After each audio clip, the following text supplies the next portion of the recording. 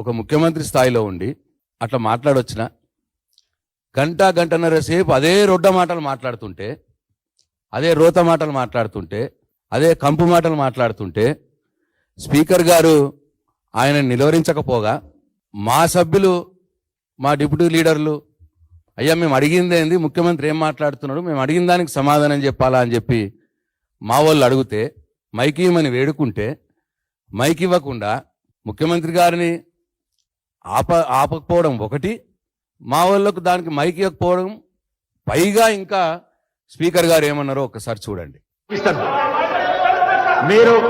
మీరు ముఖ్యమంత్రిని విమర్శిస్తా అంటే నేను మైక్ ఇవ్వను, ముఖ్యమంత్రిని విమర్శిస్తా అంటే మైక్ ఇవ్వను. ప్లీజ్ ప్లీజ్ మీరు కూర్చోండి. మళ్ళీ ఒకసారి పెట్టండి. మీరు ముఖ్యమంత్రిని విమర్శిస్తా అంటే నేను మైక్ ఇవ్వను, ముఖ్యమంత్రిని విమర్శిస్తా అంటే మైక్ ఇవ్వను. ప్లీజ్ ప్లీజ్ మీరు కూర్చోండి. స్వయాన స్పీకరే శాసనసభలో ఆన్ రికార్డు ముఖ్యమంత్రిని విమర్శిస్తా అంటే మైక్ ఇవ్వను అన్నాక ఎక్కడి శాసనసభ, ఎక్కడి సాంప్రదాయాలు? ప్రతిపక్ష సభ్యులు ముఖ్యమంత్రిని, ప్రభుత్వాన్ని, వాళ్ళు చేస్తున్నటువంటి ప్రజా వ్యతిరేక పనుల్ని విమర్శించకపోతే ఏం చేస్తారండి? శాసనసభలో ప్రతిపక్ష పార్టీ సభ్యుల యొక్క రోల్ ఏంది, పాత్ర ఏంది?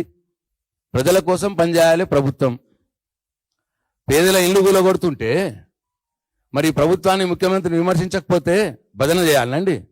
బాగా చేస్తున్న ముఖ్యమంత్రి ఇల్లు ఇంకా కూలగొట్టని చెప్పాలనా ముఖ్యమంత్రికి? అదే మాట అడిగిండు మా హరీష్ రావు గారు. పేదల ఇల్లు కూలగొడుతున్నావు అని అంటే కూడా ముఖ్యమంత్రిని విమర్శించొద్దు అని అంటే, స్వయాన స్పీకర్ గారే అంటే ముఖ్యమంత్రిని విమర్శిస్తే మీకు మైక్ ఇయ్యను అంటే మరి మేము అసెంబ్లీకి పోయి ఏం లాభం? అటు ముఖ్యమంత్రి సభా సాంప్రదాయాలను తుంగలో తొక్కి ఎన్నడూ లేని విధంగా క్వశ్చన్ అవర్లో గంటసేపు మాట్లాడుకుంటా ఇష్టం వచ్చినట్టు రోత మాటలు మాట్లాడతాడు. దాన్ని స్పీకర్ గారు ఆపరు.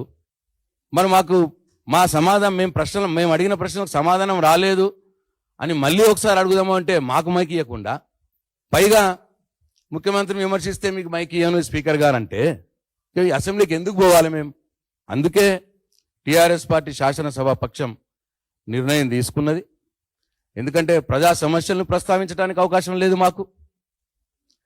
ప్రభుత్వం, ముఖ్యమంత్రి తప్పులు చేస్తుంటే ఆ తప్పులను ఎత్తి చూపడానికి మాకు అవకాశం ఇస్తలేరు, మైక్ ఇస్తలేరు. ప్రజల పక్షాన సమస్యలు అడుగుదాము అంటే మాకు మైక్ ఇయ్యరు.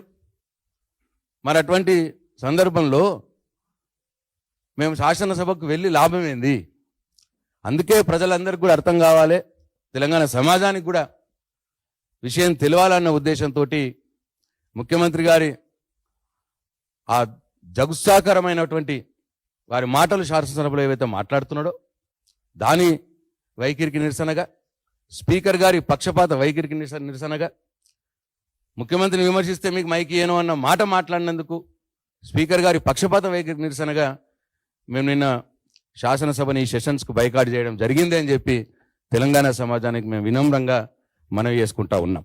ఇది చూసైనా సరే వాళ్ళ కనువిప్పి కలిగి వచ్చే సెషన్స్లోనైనా సరే ప్రతిపక్షాలకు సరైన సమయం ఇస్తారేమో అని చెప్పి ఆశతోటి ప్రజల సమస్యలు ప్రస్తావించే ప్రధాన ప్రతిపక్ష పార్టీ అయిన బీఆర్ఎస్ పార్టీ నాయకుల యొక్క, శాసనసభ్యుల యొక్క గొంతు నొక్కరేమో అని, కనువిప్పు కలుగుతుందేమో అని ఒక ఆశతోటి మేము ఈ శాసనసభ ఈ ప్రస్తుత సెషన్ని బైకాట్ చేసినాం తప్పిస్తే వేరే ఉద్దేశం కాదు అని చెప్పి నేను తెలంగాణ సమాజానికి మనవి చేసుకుంటా ఉన్నాం.